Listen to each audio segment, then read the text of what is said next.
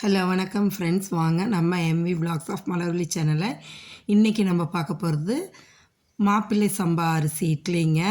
ரொம்ப சாஃப்டாக நல்லா இருக்குங்க. அதை நான் என்னோடய ஸ்டைலில் அரைச்சி செஞ்சு காமிச்சிருக்கேன். பாருங்கள் எவ்வளோ சாஃப்டாக இருக்குதுன்னு நீங்களே பாருங்களேன், எவ்வளோ ஃபோமியாக இருக்குன்னு. இந்த மாப்பிள்ளை சம்பா அரிசிக்கு இட்லிக்கு நம்ம என்ன செய்கிறோன்னு பார்க்கலாம் வாங்க. பாருங்கள், இந்த டம்ளரால் 2 டம்ளர் மாப்பிள்ளை சம்பா அரிசி எடுத்துக்கலாங்க. 2 டம்ளரு இந்த மாப்பிள்ளை சம்பா அரிசி. அதுக்கு 2 டம்ளர் நான் இன்றைக்கி ரேஷன் அரிசி தாங்க எடுத்திருக்கேன்.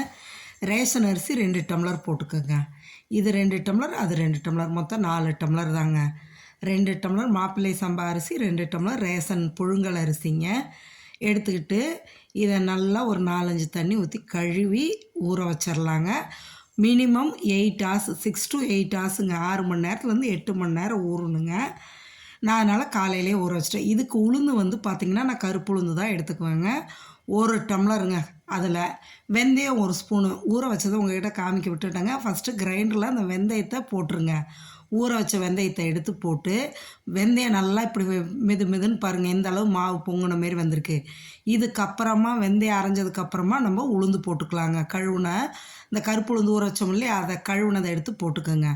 போட்டு நல்லா நைஸாக ப்ளஃபியாக அப்படியே எடுக்கும்போது காற்றாட்ட இருக்கணுங்க. பாருங்கள், இப்போ நல்லா உளுந்து அரைப்பட்டுருச்சுங்க.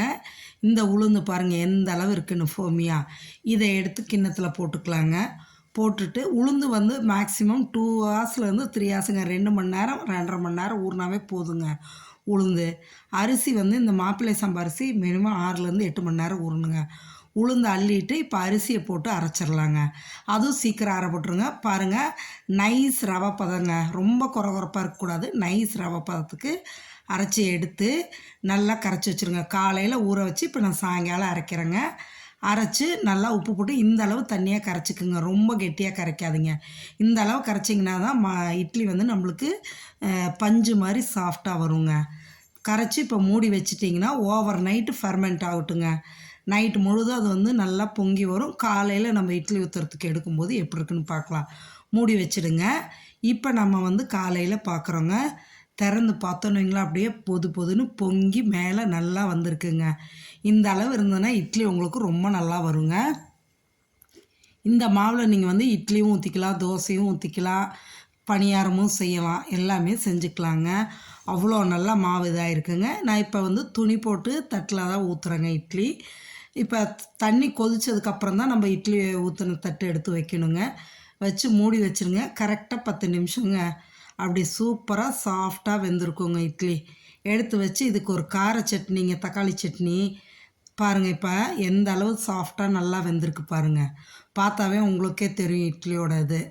அப்படியே எடுத்து தட்டில் கவுத்துனீங்கன்னு வைங்களேன், அப்படி துணியில் ஒட்டாமல் எந்த அளவு வருதுன்னு பாருங்களேன். அப்படி துணியை எடுத்திங்கன்னா தானாக இட்லி துணியில் கொஞ்சம் கூட ஒட்டாது பாருங்கள். ஒட்டாமல் எந்த அளவு வந்திருக்குன்னு.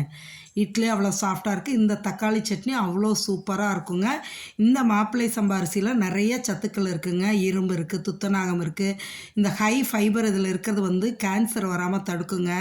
முக்கியமாக சர்க்கரை நோய், ப்ரெஷர் உள்ளவங்களுக்கு இது நல்லது.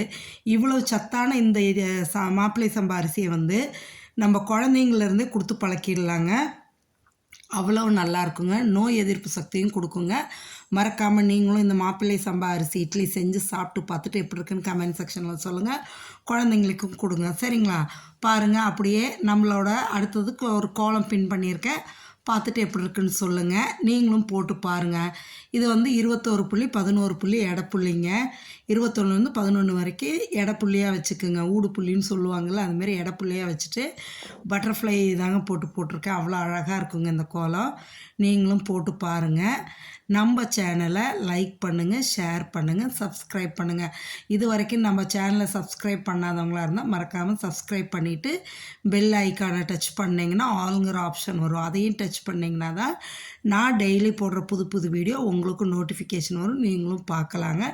இந்தமாரி தினம் புது வீடியோ பார்க்குறதுக்கு மறக்காமல் நம்ம சேனலை சப்ஸ்கிரைப் பண்ணுங்கள். இந்த கோலம் ரொம்ப ஈஸியாக போட்டுடலாங்க. அவ்வளோ நல்லாயிருக்கும். வாசலில் போட்டு கலர் கொடுத்தீங்கன்னு வைங்களேன், நல்லா அழகாக இருக்கும். நான் இப்போ இந்த கோலத்தை முழுசாக பென்சிலில் போட்டு காமிச்சிட்டு வழக்கம் போல் கலர் பண்ணியும் உங்களுக்கு காமிச்சிருக்கேன். பாருங்கள், பார்த்துட்டு எப்படி இருக்குன்னு சொல்லுங்கள். மறக்காமல் இந்த மாப்பிள்ளை சம்பா அரிசியில் இட்லி தோசை செஞ்சு வாரத்தில் ஒரு நாளாவது சேர்த்திக்கிங்க. அப்படி சேர்த்திக்கும் போது நம்ம உடலுக்கு ரொம்ப ஆரோக்கியங்க. நார்ச்சத்துலேருந்து இரும்பு சத்துலேருந்து எல்லாமே இதில் இருக்குங்க. நோய் எதிர்ப்பு சக்தி கொடுக்கும். பெரியவங்களாகி நம்ம இப்போ சாப்பிட்றத சின்ன குழந்தைங்கள்லேருந்து கொடுத்து பழக்கம் பண்ணிட்டோன்னு வைங்களேன், குழந்தைங்களுக்கும் நல்லதுங்க. சரியா? பாருங்கள், இப்போ கோலம் வந்து ஃபுல்லாக போட்டாச்சுங்க. இதை அப்படியே நான் வந்து உங்களுக்கு கலர் பண்ணி காமிச்சிருக்கேன். பாருங்கள், சூப்பராக இருக்குங்க இந்த பட்டர்ஃப்ளை கோலம். வாசலில் போடுங்க, நல்லா பெரிய கோலமாக அழகாக இருக்கும் பார்க்குறதுக்கு. இந்த மார்கழி மாதத்தில் பாருங்களேன், கலர் எவ்வளோ சூப்பராக பண்ணியிருக்கேன்னு பார்த்துட்டிங்களா? நீங்களும் போட்டு பாருங்கள், எப்படி இருக்குன்னு எனக்கு சொல்லுங்கள். உங்கள் ஃப்ரெண்ட்ஸ் அண்ட் ரிலேட்டிவ்ஸ்க்கும் இதையே ஷேர் பண்ணிங்க விடுங்க. சரிங்களா? தேங்க்ஸ் ஃபார் வாட்சிங் ஃப்ரெண்ட்ஸ்.